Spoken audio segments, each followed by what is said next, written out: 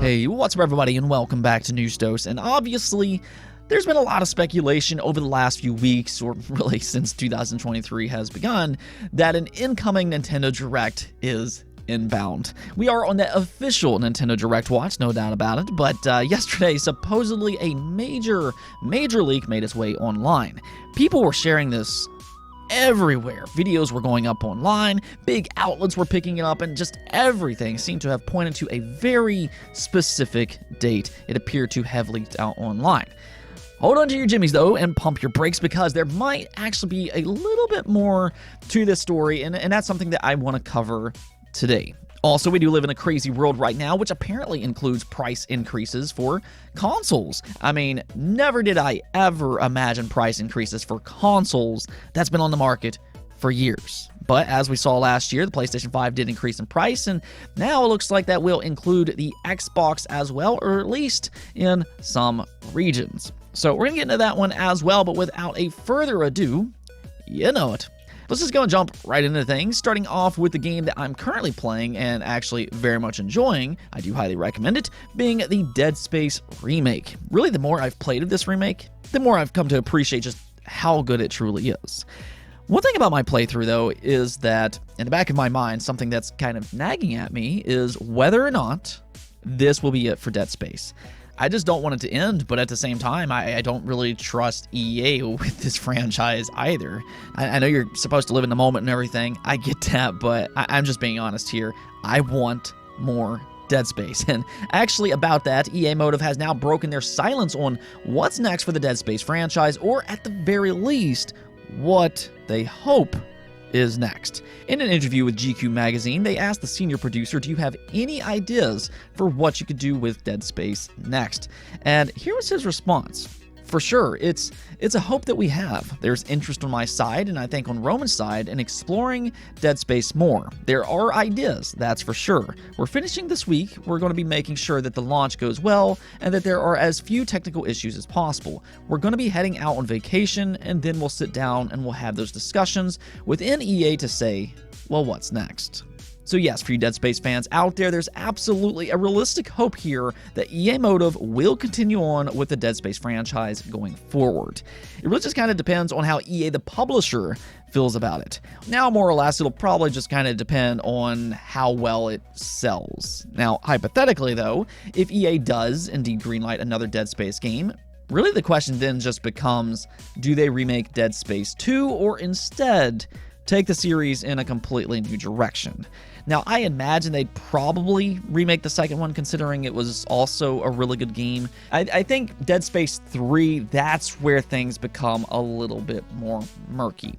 Nonetheless, though, more Dead Space could very well possibly be on the way if EA Motive is granted their wish.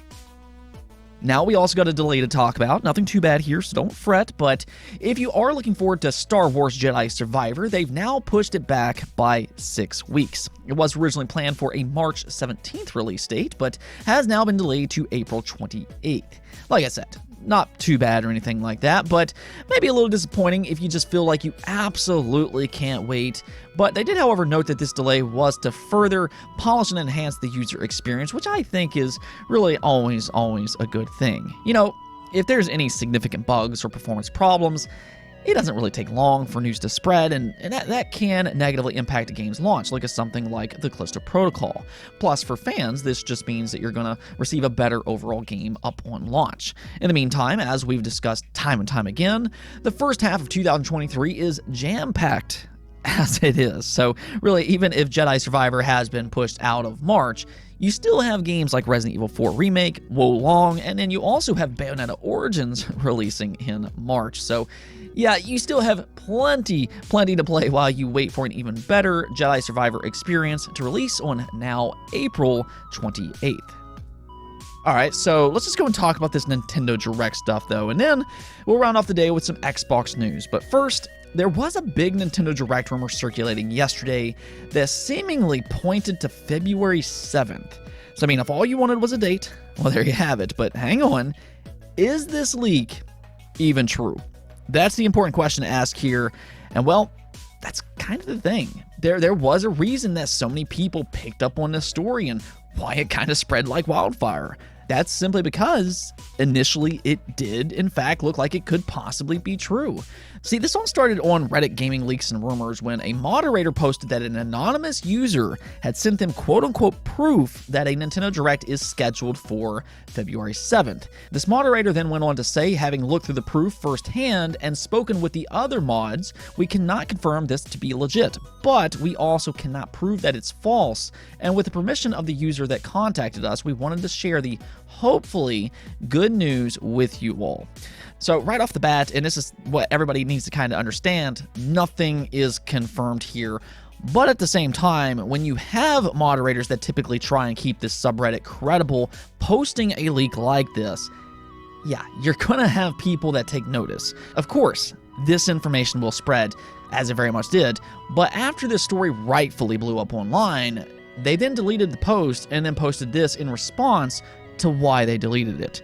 It reads as follows. We've taken the quote-unquote leak down for a number of reasons, including our own skepticism. Earlier today, we had a user reach out to us with valid proof that he has been in contact with an employee for a company known to work close with Nintendo and games. This employee was asked if there will be a Direct on the 7th of February and replied, confirmed. That's as much proof as we got. The post in question was prematurely added to the subreddit with the moderations team's name attached to it. I take full responsibility for this, as it should have been a topic I went over with the new moderators before the situation happened. This has already gained traction and garnered straight-up lies from certain websites claiming the mods of subreddit Gaming Leaks and Rumors have made the bold, apparently verified claim that a Direct is coming on February 7th. So on one side, they are trying to correct the situation here, just letting it be known that nothing is confirmed, as some websites are claiming. They do, however, note that there's still a discussion with this anonymous individual, which I guess has some validity to them, to just see if they can get any more quote-unquote proof of this so-called February 7th Nintendo Direct. So more or less, what you need to take from all of this is that the original leak still stands. It's just with a major asterisk behind it, and that's where I'd say some of the reporting was a little questionable. Some outlets were flat out saying that it was confirmed, which it wasn't, but hopefully that's clear now. As for my own opinion, I do think a Nintendo Direct is coming relatively soon. Now, whether or not it's on February 7th, as is rumored here, that remains to be seen. And in fact, this moderator actually pointed out that Nintendo doesn't typically have Nintendo Directs on Tuesday, and plus, Nintendo also has an investor meetings the exact same day, and that's why the mod team was skeptical in the first place. And I do tend to agree with that. When you put it that way, it would be kind of a strange day to have a Nintendo Direct on February 7th, but either way, again, I wouldn't necessarily be shocked if we do get a Nintendo Direct in the next few weeks. I just wouldn't necessarily look at this as that 100% confirmation, as some were maybe hoping it would be yesterday. Let's go and talk about Xbox, though. We do have a couple stories here, and since we're clearing up some confusion and everything, we might as well just go and start off with some delistings on the Xbox 360 digital storefront. Now, keep in mind, I specifically mentioned the Xbox 360 and not something like the Xbox One or the Xbox Series. If any of these games are available on the Xbox One or the Xbox Series storefront, they will still be available and purchasable even after they're delisted on the Xbox 360. So do kind of keep that in mind going forward. That's actually where a lot of people seem to be confused. But backwards compatibility, it kind of saves the day here. You just gotta love backwards compatibility. Nonetheless, though, if you are still playing on the Xbox 360, 46 games will be removed from the Xbox 360 storefront on February 7th. I will include a list on screen, but as you can see, there are several notable titles, including a couple first-party Xbox games like Lost Odyssey and Blue Dragon. Those are actually some of my favorites on that platform, but again, you will still be able to purchase these on modern consoles, which I do actually highly recommend. However, there are a few Xbox 360 store-only titles, being Daytona USA, Jet Set Radio, Left 4 Dead 1 and 2, and then also the Orange Box. As for some other games that aren't available on the Xbox One store, I will include a picture here. Basically, these games will be gone after they are delisted unless you want to get a physical version. Now, as for this other story, yes, we are seeing one of the first price increases for the Xbox Series.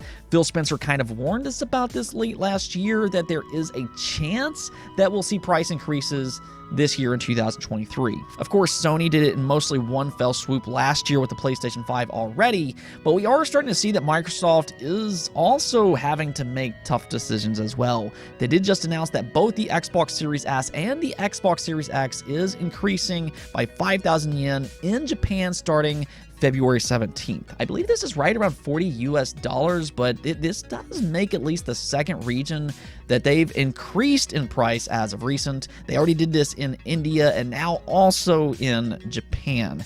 It does seem like the reason that this is happening, though, is because the conversion rates are drastically different in these regions now than when these consoles first launched. I was reading this earlier, and this is crazy if true, but basically when the Xbox Series first launched in Japan, it said that the yen price converted came out to be like $540 US, but now even after the higher price tag, it converts to like $460 US. So I mean, that's a pretty big difference, and we're really just kind of living in crazy times right now. I know I never imagined these consoles raising in price. I mean, typically in a normal generation, over time consoles decrease in price. You get those slim versions and all that good stuff, but this generation, I mean, it is just not played out that way. And I think especially in this case with it happening in Japan for Xbox, despite the conversion rates, this is already a region that Xbox has historically struggled in. Yes, they're doing much better this generation than what they were with the Xbox One, but at the same time, they're still far, far behind both Sony and Nintendo. This is not a region that Xbox just excels in. So raising the price in Japan, yeah, it doesn't necessarily help Xbox, to say the least. Out of all platforms, they need to have that attractive price tag to entice customers. Either which way, though, this really just kind of sucks for consumers. There's no way around it. If you're watching from Japan, I absolutely feel for you here. It sucks. As for the rest of the world, though, the way I'd kind of take this is that price increases are absolutely on the table for Microsoft if necessary. It seems like it will depend on each individual region, and it does seem like Microsoft is trying to hold off as much as they possibly can, and that's why they're not doing this all at once. But if they have to, they will make tough decisions like this. They're, of course, already moving over to $70 games. We are going to start to see that with things like Starfield, so they've made that adjustment. Maybe that will help with keeping console prices down, but it's just crazy to think about. I've never heard of consoles raising their prices until this generation. But that's the type of world that we live in right now. Hopefully things will kind of normalize over the next few years, though, but I guess we'll see. Let's go take a look at the poll of the day, though, where I asked you all, which engine would you prefer Halo use going forward? This has been in much discussion over the last 24 hours, since there has been some reports claiming that 343 is moving over to Unreal Engine. But I wanted to hear your all's thoughts, and as you can see here, most of you all absolutely are on board for Unreal Engine 5, with 82% of you all voting for that, while only 8% of you all voted for Slipspace Engine. Now, the reason for this, and I think that I'm So Zone basically summed it up here, as they said, I chose Unreal Engine 5 not because of the eye candy or hype, but because it is a standardized platform with universal tools streamlining the process. It will allow them to be more efficient and have access to a much larger talent pool. As an example, new employees, especially if Microsoft continues to use contractors, may already be familiar with the tools before they even start working on a project. Part of the reason first-party games have taken so long is the constant turnover with contractors and training new employees to use the proprietary engines. And I think that perfectly sums up this situation. This is something that we have discussed on the channel several times. Using contractors while also using an internal proprietary engine can cause slower development. The reason for this is because these developers have to learn on the job, whereas most of them likely already know how to use something like Unreal Engine because it's something much of the industry uses. So Microsoft's insistence on using contractors and outsourcing just doesn't mix well with Halo using its own internal engine. Now, with something like Fable using Forza Tech, they can kind of get away with that because it's a single-player game. Yes, its development will be slower, but that doesn't really speak to the quality. When it comes to Halo, however, development needs to be faster because they're selling its multiplayer as a games-as-a-service game. So consistent and speedy content is very much needed for these type of games. That's where Unreal Engine would make a lot of sense. Now, we still need to see if they can nail the feel of Halo using Unreal Engine, but really, Unreal Engine 5 is an incredible engine that can do a ton of different things. So I do imagine that they'll figure it out, and really, if it's a smoother overall process, the end result might actually just be better all around. Anyways, though, that's it for this episode. But if you liked the video, don't forget to bell notification and subscribe button for more content just like this. Also, if you'd like to support the channel through Patreon, thank you for making this content possible. Peace out.